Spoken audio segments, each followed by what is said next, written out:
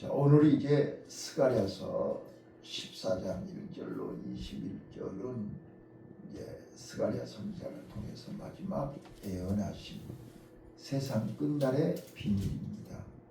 자, 어제 스가랴서 13장 1절부터 9절까지는 그날은 예수님이 십자가에서 죽으시고 부활하신 그날입니다. 자, 오늘 14장은 마지막 환상이고 마지막 예언인데 예수님의 재림에 관한 예언입니다.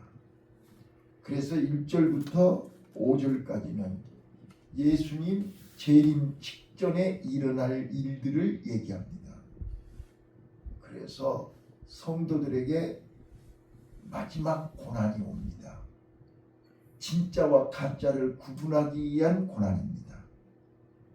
대환란입니다. 끝까지 남은 자를 찾고 계시는 환란입니다. 이걸 꼭 아셔야 돼요. 그래서 우리 성도들에게 오는 고난은 우리의 믿음을 입증하기 위해서 우리의 믿음을 증명하는 고난입니다. 자, 추수 전에 태풍이 오죠. 그때 떨어져 버리면 상품 가치가 없어져 버려요. 끝까지 남은 자가 되어야 돼요. 그래서 오늘 본문에 끝까지 남은 자에게 하나님은 그들을 찾으시고 그들에게 이제 함께 새하늘과 새 땅에. 자, 그래서 오늘 스가랴서 14장은 에스겔서 40장부터 48장까지가 새 예루살렘에 대한 환상이었죠. 또 요한계시록 21장, 22장은 새 하늘과 새 땅, 새 예루살렘에 대한 환상입니다. 그게 오늘 스가랴서 14장과 같은 의미입니다. 그래서 이제 1절부터 5절까지는 그날에 1절 한번 읽어보실래요? 1절 그날이 어떤 날이에요? 여호와의 날이에요. 여호와의 날이 어떤 날이에요? 예수님이 재림하시는 날이에요. 자, 1절 읽어보세요. 시작. 여호와의 날이 이르리라. 그날에 네 재물이 약탈되어 너희 중에서 나누어지리라. 예수님이 재림하시기 직전 그날에 예루살렘이 약탈을 당합니다. 하나님의 백성들이 고통을 당합니다. 하나님의 백성들에게 고난이 옵니다. 근데 그때 우리는 하나님이 우리와 함께 하시고 하나님이 우리를 위해서 싸워주시고 하나님이 우리로 하여금 반드시 승리하게 하실 것을 신뢰해야 됩니다. 믿어야 됩니다. 하나님이 우리와 함께 하십니다. 믿습니까? 아멘. 예, 이게 세상 끝날의 비밀이에요. 그게 요한계시록이에요. 자, 요한계시록은 뭐예요? 예수님 재림 전에 대환란이 온다는 거잖아요.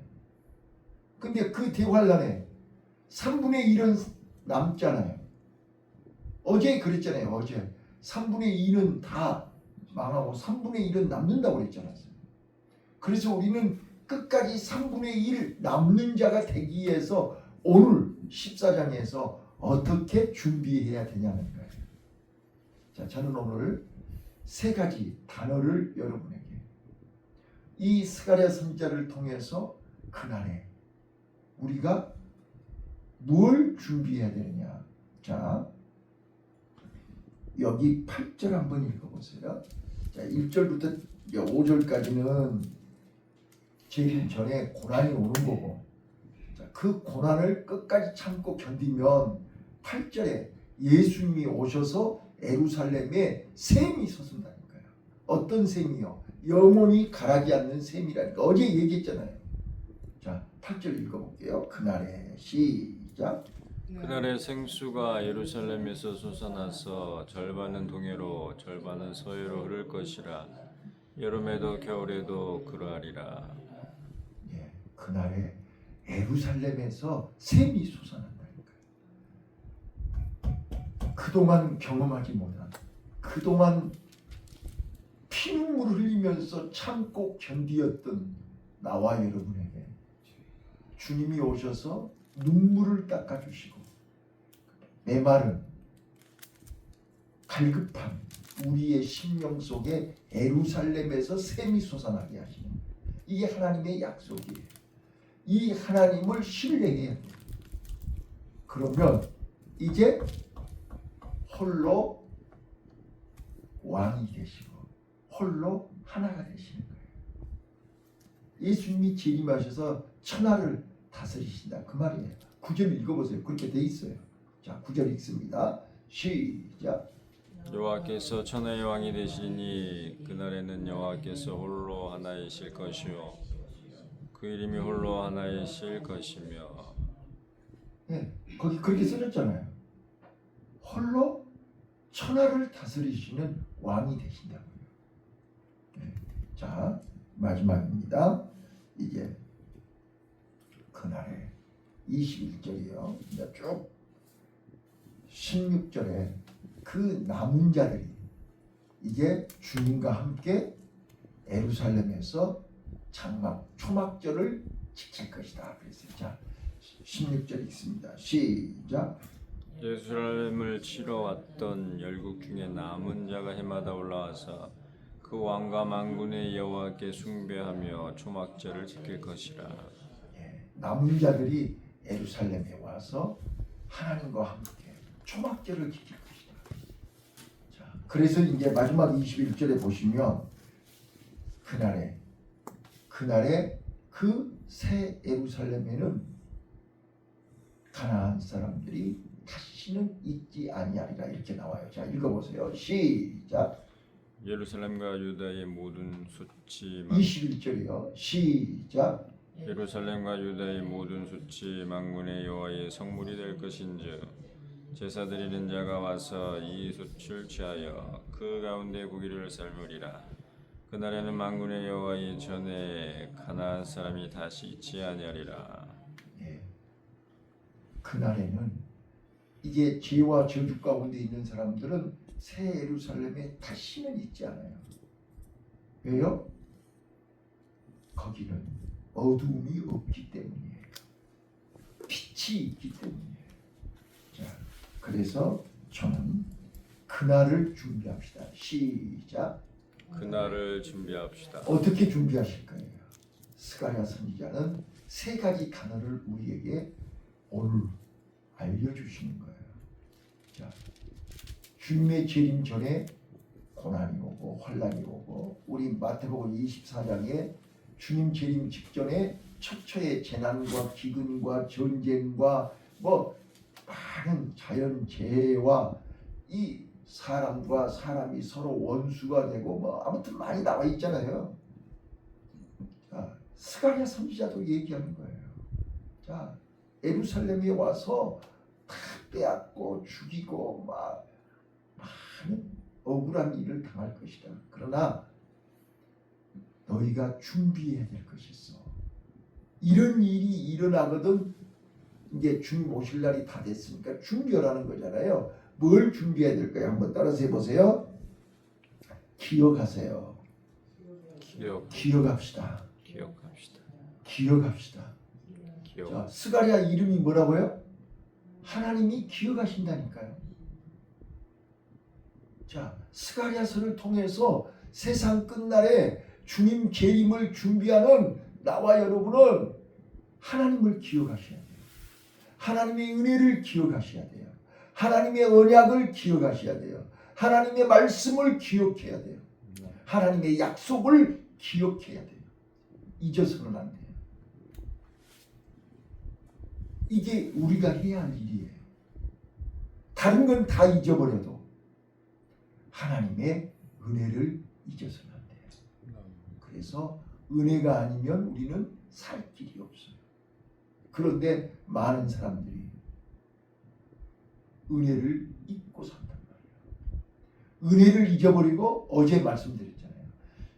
십자가를 잊어버리면 십자가 안에 다 들어있는데 십자가를 놔버리는 순간, 십자가를 잃어버리는 순간, 예수님은 오늘 또 우리를 십자가로 부르시잖아요.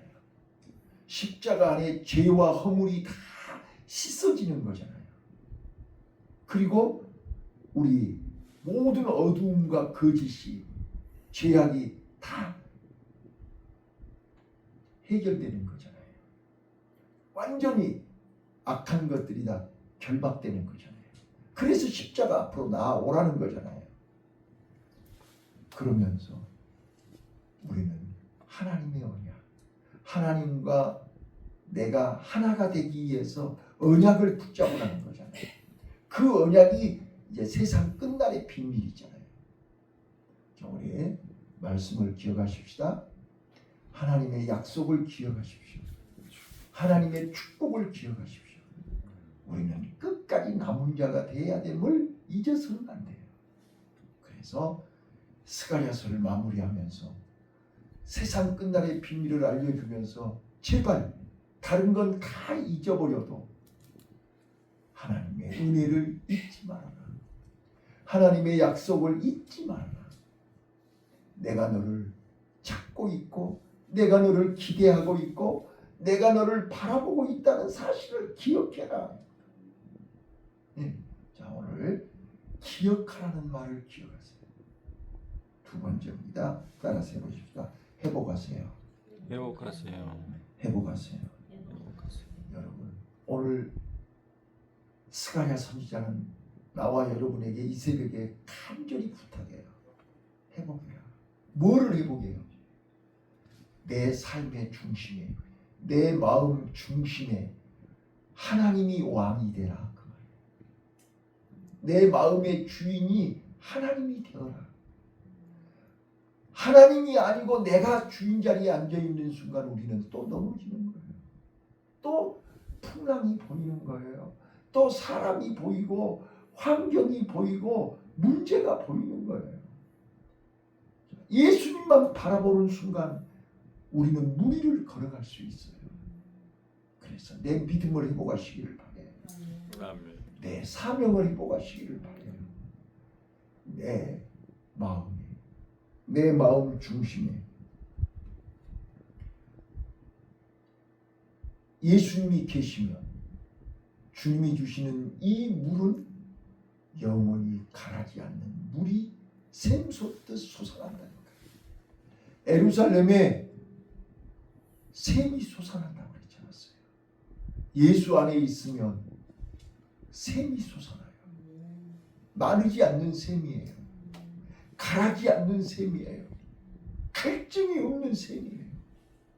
이 샘의 생수를 우리는 회복하시기를 바라요. 네, 세상이 다 변해도 사람들이 다 변해도 우리는 하나님의 은혜를 기억하시고 두 번째는 하나님이 주시는 생수 예루살렘 안에 있는 샘을 우리는 바라보세요. 그리고 회복합시다. 그러면 우리는 누가 뭐라 해도 천지가 다 개벽해도 우리는 목마르지 않을 거예요. 성소에서 흐르는 생수가 목에까지 창일에서 헤엄칠 정도로 이 제단에서 생수가 넘쳐 흐릴 줄로 믿습니다. 마지막입니다. 여기 오늘 21절에 말씀한 것처럼 우리는 구별하세요. 시작. 구별하세요. 예. 3분의 2는 열애예요. 3분의 1은 남아요. 구별되어야 돼요. 구별되어야 새 예루살렘에 들어갈 수 있어요. 자, 그래서 거기 뭐라고 써졌어요? 가나안 사람들은 절대 새 하늘과 새 땅에 새 예루살렘에 머무를 수가 없어요. 구별되지 않으면 우리는 새 하늘과 새 땅에 들어갈 수가 없어요. 그 말은 무슨 말이냐?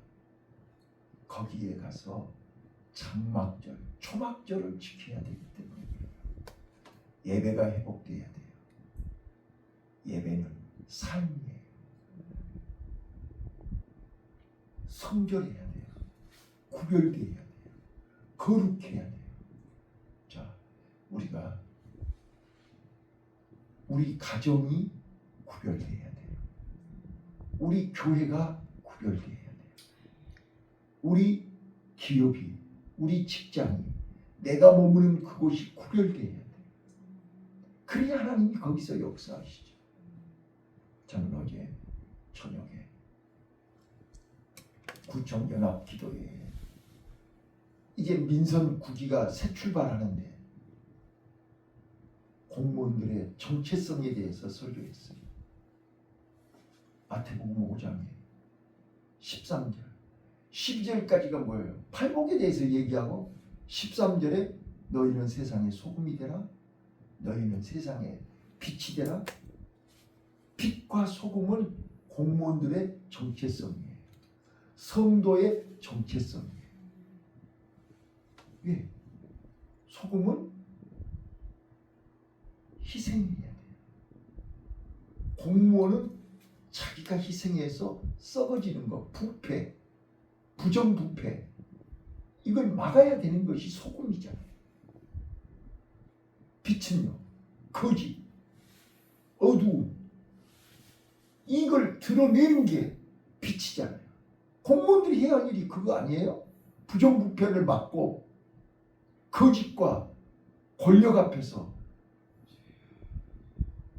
백성들을 지키고 국민들을 지켜주는 게 공무원들이 해야 되는 일 아니에요? 그리고 마지막 16절에서 이렇게 얘기해요. 이 빛을 모든 사람들에게 비춰라 그러잖아요. 이게 공무원들의 사명이에요. 빛을 비춰야지 뇌물이나 받고 부정부패하면 안 되는 거잖아요. 오늘 그래서 제가 결론을 그렇게 얘기했어요. 나는 목사 40년에 맥주 감사절에 은혜 받은 건 나다. 알곡 성도가 돼야 된다. 알곡 성도. 타작마당에서 알곡 성도가 된다.